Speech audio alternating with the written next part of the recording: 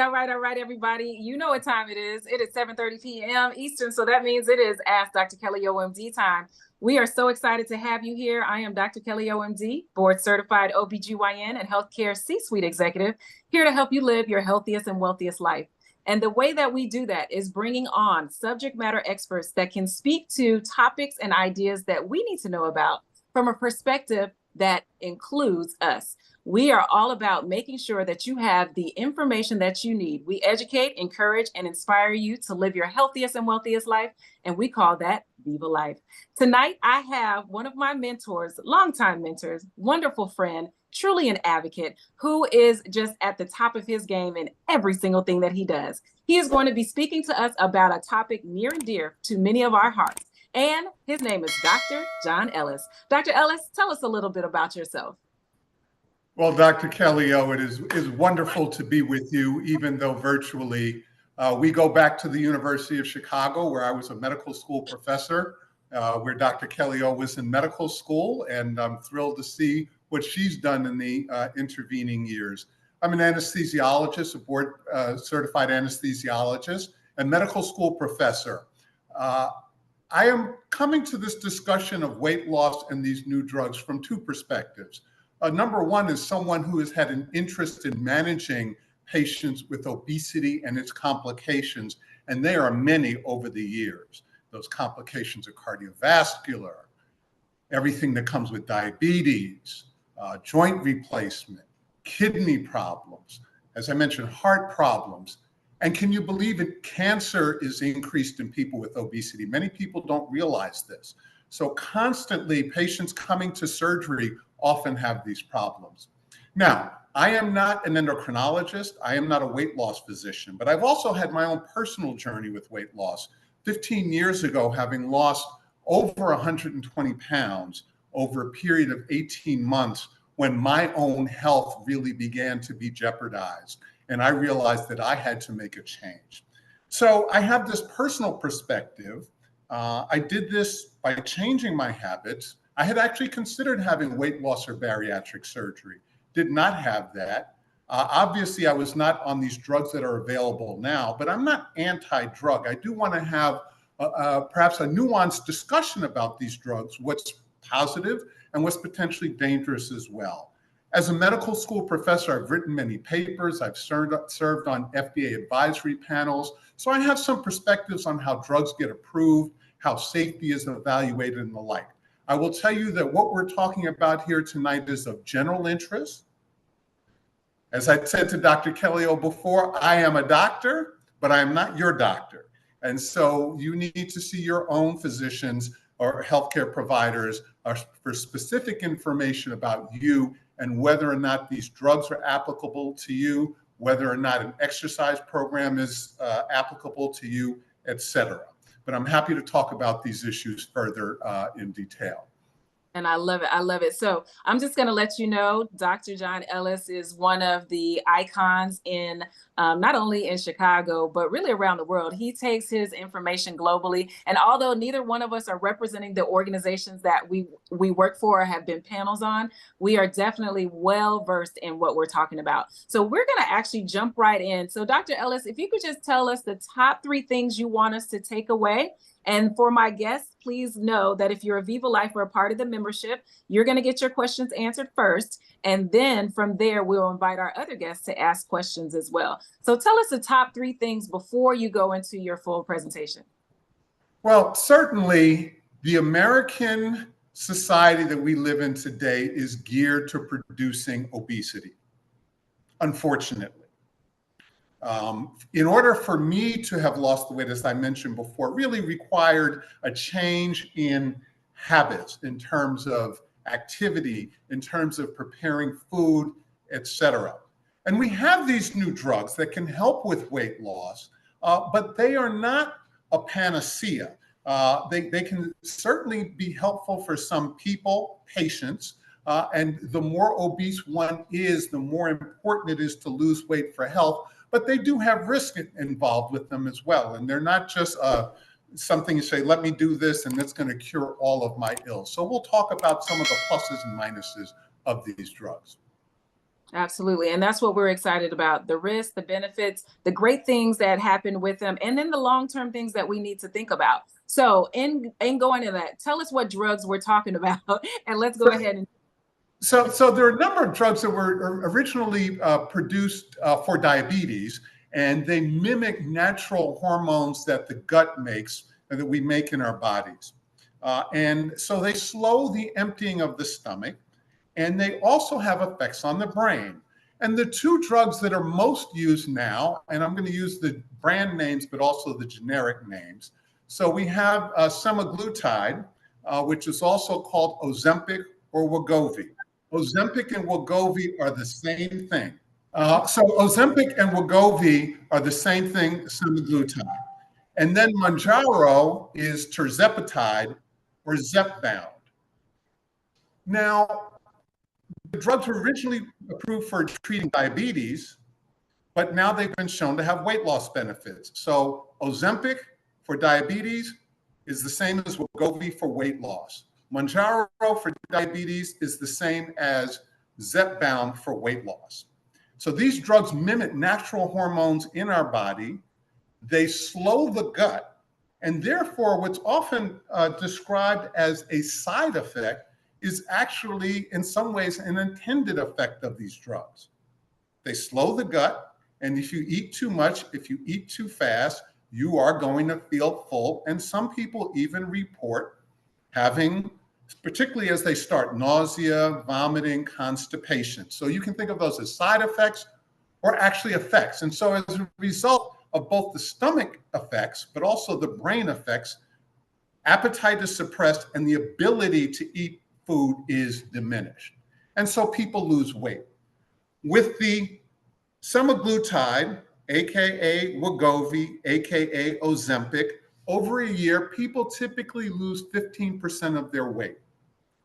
With the tirzepatide, which is also called Mounjaro or Zepbound, weight loss is even greater because that one actually has two hormone-like molecules in it. So it's a little more efficacious in causing weight loss.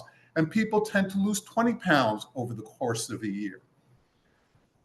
Now, interestingly, these drugs also have other aspects to them and benefits beyond just the weight loss. Some of them you might anticipate. If people lose weight and they are at high risk of having a heart attack or a stroke, we see that the rate of heart attacks and strokes goes down by 20%. Some data, and there are more studies being done that suggest that you may have reductions in kidney problems.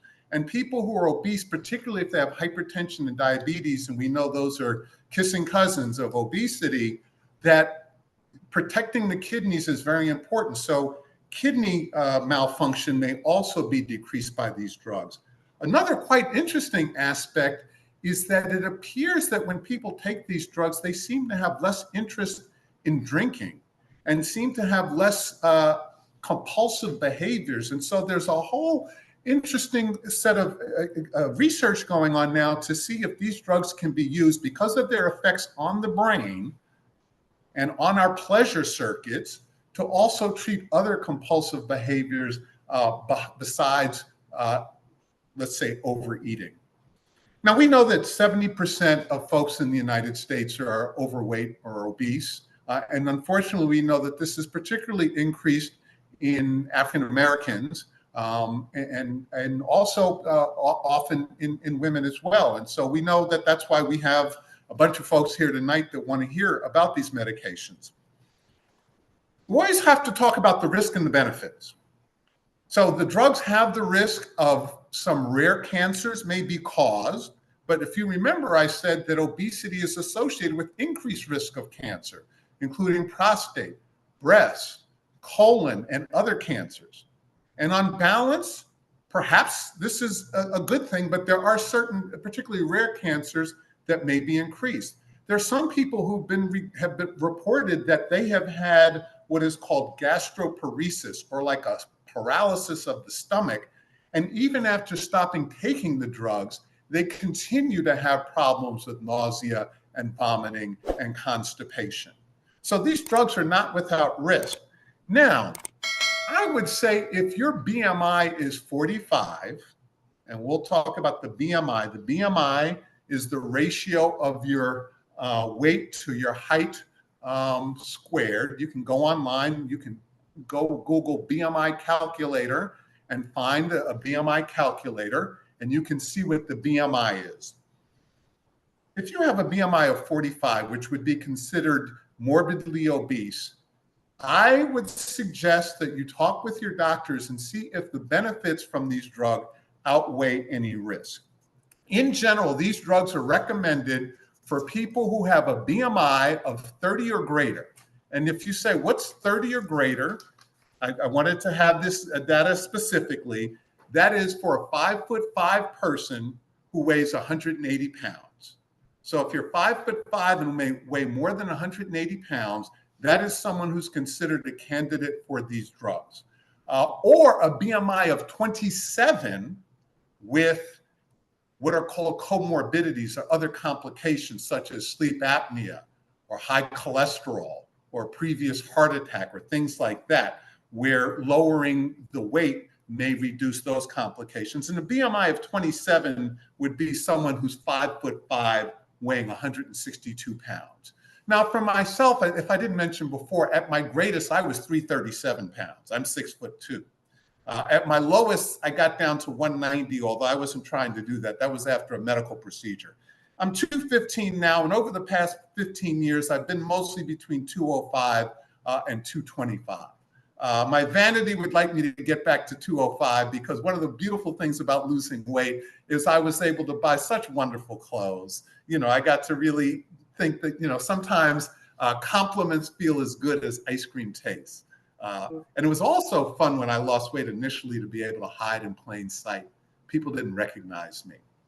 But getting back to the risk, because these drugs do have risk, you know, you have something that's called Ozempic face. People lose weight rapidly, and sometimes the face looks gaunt. In fact, my face looked gaunt after losing weight over a year and a half. So if you have, but that's in a way a cosmetic issue.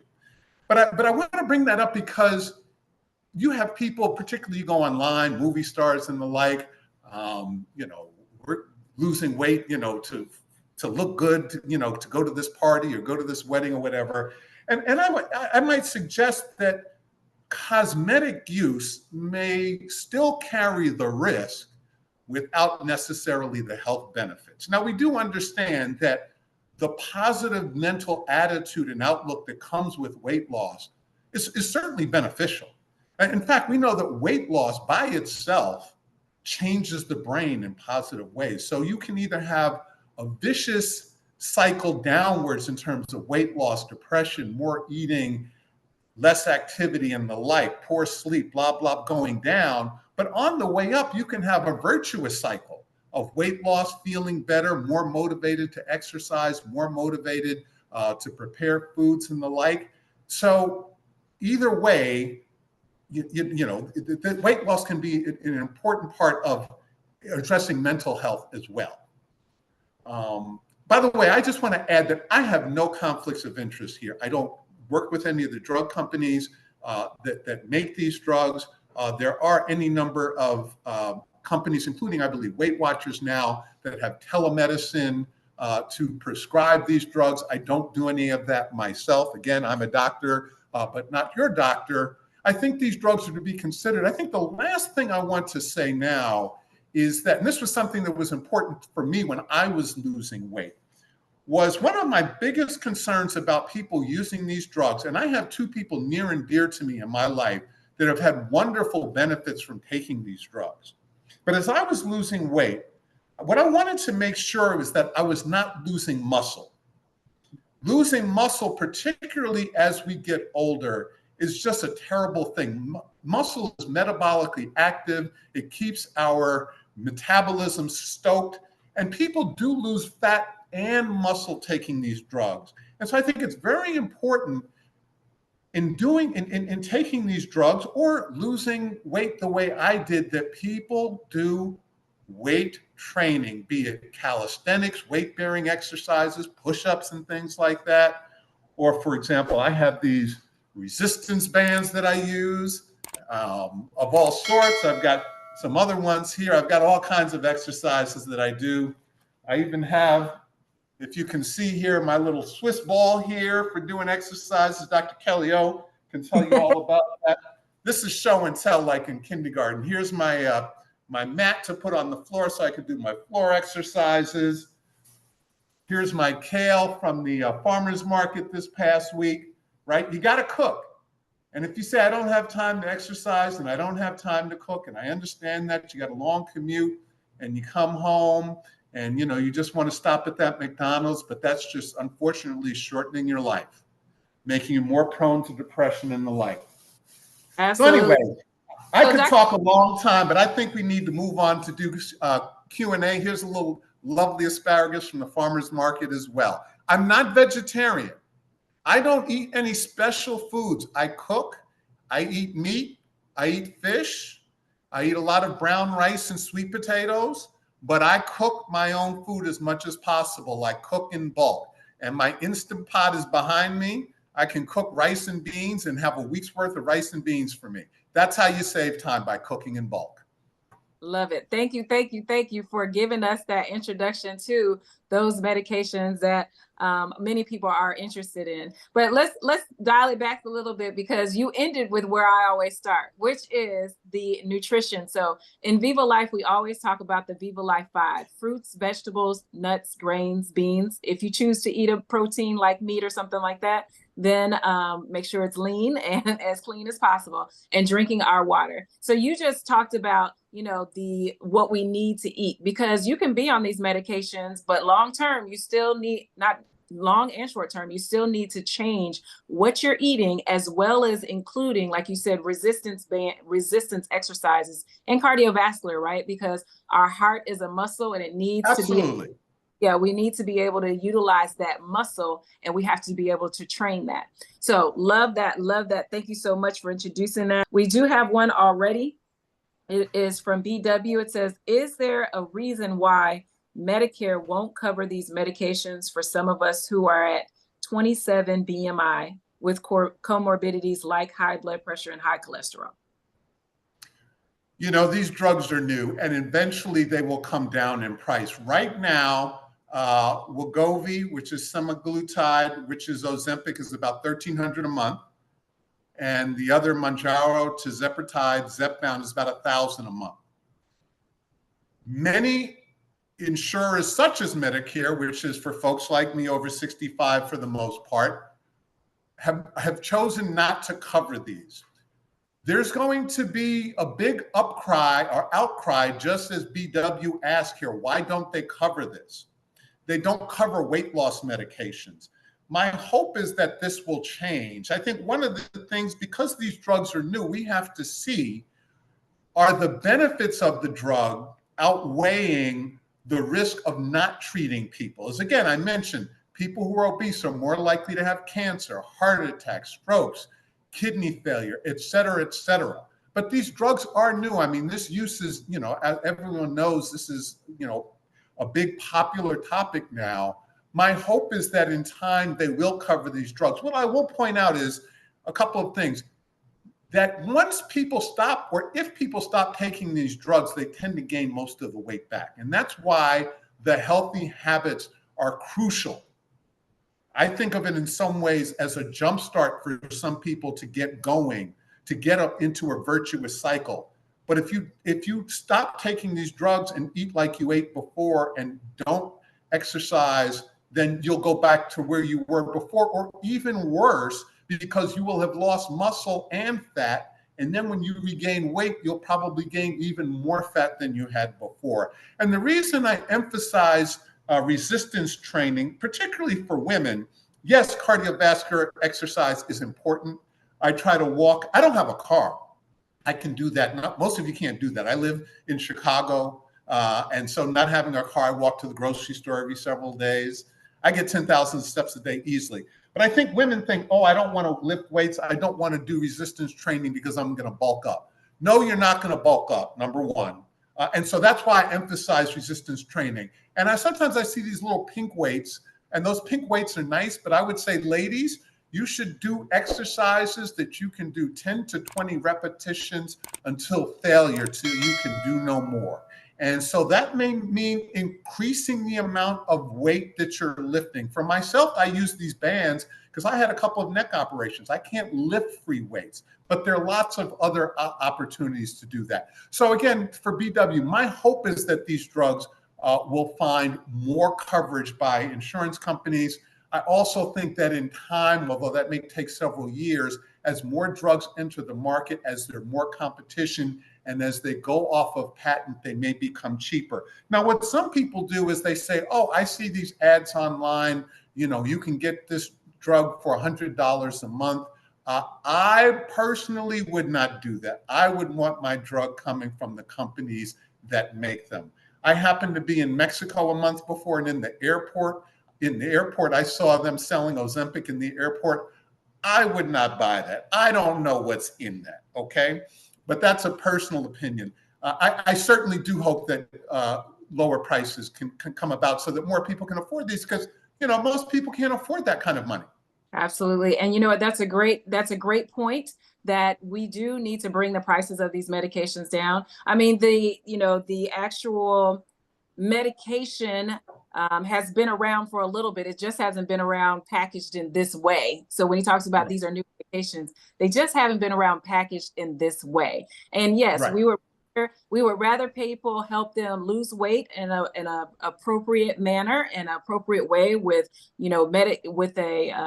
food changes as well as exercise. And then if we need to use the medication to help them because it's just not working in another way, do that, and then go right back into that changes in our nutrition as well as our workout habits. So I did drop a link into some of the favorite workout gear that I have, and it talks exactly about what Dr. Ellis is talking about: the mat, the weights, the resistance bands. So we do have another question from one of our faithful member listeners, RT. You asked, is there any long-term research on these medications in regards to the side effects? Well, as I mentioned, initially, and as Dr. Kelly mentioned, these drugs were approved in diabetics. And there, the benefits clearly seem to outweigh the risk. Many people who are obese are diabetic, but not all are. One of the issues I mentioned was the stomach paralysis, which seems to be rare but can occur. There are also some rare cancers that may occur. Gallbladders may occur. Gallbladder problems may occur. Pancreatitis, which is a serious condition of inflammation of the pancreas, may occur as well. And so again, there's a balance between the risk and the benefits. And that's why I think, quote unquote, cosmetic use, because I want to lose 20 pounds for a wedding, may be particularly problematic. But as that question from RT points out, that generally to maintain the weight loss, people have to stay on these medications. And so then that's a real question. What are the long-term risks? And, we will find out in time.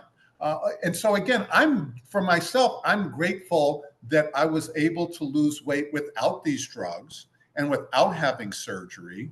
But if I was 337 pounds today, I would seriously consider the use of these drugs. Like I said, I was actually seriously considering surgery.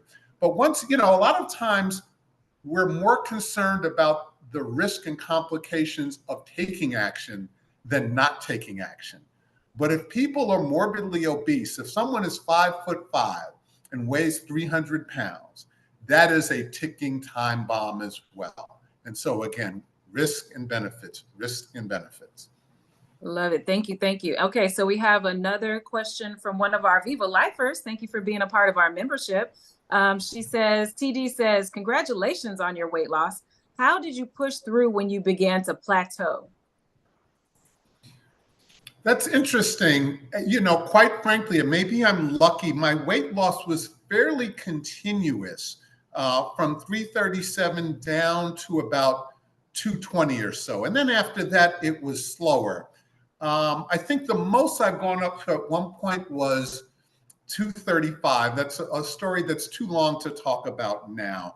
But essentially doubling down on these things that we've talked about. the exercise. As I mentioned, I've had a couple of neck exercises. I find the more I exercise, the less pain I have from that. Cooking, when I got down to under 200 pounds, I got a little bit more liberal with going out to dinner with friends, not being so compulsive about asking the kitchen, put the dressing on the side and all of that. Let me tell you, the food, I shop the periphery of the supermarket. If you go on the inside of the supermarket, stuff that is prepared is laden with sugar, it's laden with fat, it's designed to hijack the pleasure centers in your brain. So I go back to basics. My resistance training, which I've emphasized, but I think that exercise is 1/3 of the battle. Food choices are 2/3. But I think exercise, be it walking, I find resistance training fun. They're also antidepressants. They're mood elevators. They make it, so I don't think I'm necessarily burning enough calories during my exercise to lose weight. But I am hopefully adding muscle, and muscle burns calories 24/7. And I'm getting my brain right to help me make healthy choices in the kitchen. So bottom line is just, I go back to what I've done. And when you look at these studies of people who've lost over 100 pounds and kept it off, they tend to maintain a high level of physical activity. And if you say, where am I going to find the time? I hope to live longer as a result. I want to find the time back on the back end. Absolutely, because we talk about health is wealth. And, we do all of these things. We go to work and we have these jobs, or maybe we're entrepreneurs and we do all of this hard work. And then it comes down to the fact that we haven't taken care of our bodies so that we can enjoy the fruits of our labor. And not just in retirement, but definitely even still while we're doing the work. We got to think about, okay, am I going to bring my diabetic medications? Am I going to bring my little machine that allows me to, do I have my test strips? Do I have the diabetic machine so I can test the medication? Do I have my sleep apnea machine? Do I have my, you know what I'm saying? What I want to put in my luggage is exactly what Dr. John Ellis showed us.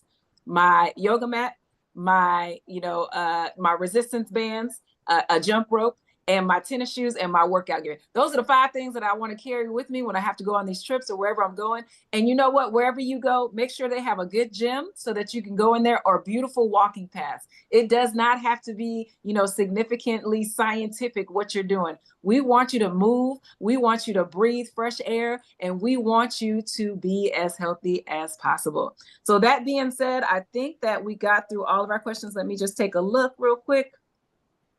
And if I may say one thing, I did put a link to my Facebook page, which I maintained very actively initially in my weight loss. I still do post in there. So my Facebook page, and I also have a before and after picture that I dropped in the chat. Yes, and we had that in the chat too, and you probably got some of that information when you came out. So that being said, Dr. Ellis, I want to say thank you, thank you, thank you. Is there any parting words that you want to leave with our audience? I think we want to be here for the folks who are coming behind us, for our children and nieces and nephews. I think we want to delay becoming an ancestor as long as we can. I think we don't want to have pain as we get older. And so this is certainly about vanity and how we look, but it's also about how we feel, about how we live, and how we live for the people that are important to us in our lives as well. And I want to thank you, Dr. Kelly-O, for having me on this evening. My pleasure. And thank you all for coming tonight. This is Ask Dr. Kelly O.M.D. We're on Mondays, 7:30 p.m. Eastern Time. Please go ahead and sign up for our emails, our text messages, as well as there's an opportunity for you to become a member of Viva Life as well. And we put those links in the chat as well as in the emails that you've seen. We're going to send out a survey because we're always trying to bring great subject matter experts to our platform so that you can see the people that represent you in healthcare. This is so important. This is about that inclusive, equitable healthcare and education that we need to have. And that's why we bring you here. So thank you for being on with us tonight. Have a wonderful evening. And don't forget to do what? Viva Life. All right, all right. Thank you for being a part of the Viva Life experience. I'm Dr. Kelly O.MD, board certified OBGYN and healthcare executive. If you like what you heard, then please go ahead and like, share, and subscribe. The reason why is because we are trying to educate, encourage, and inspire 1 million people to live their healthiest and wealthiest life. And this is what we're bringing you. We're bringing you educational videos. We're bringing you podcasts. We are bringing you webinars with subject matter experts, including myself, about the topics that affect you the most. So go ahead, like, subscribe, and share. We are everywhere. Have a wonderful day. Viva Life.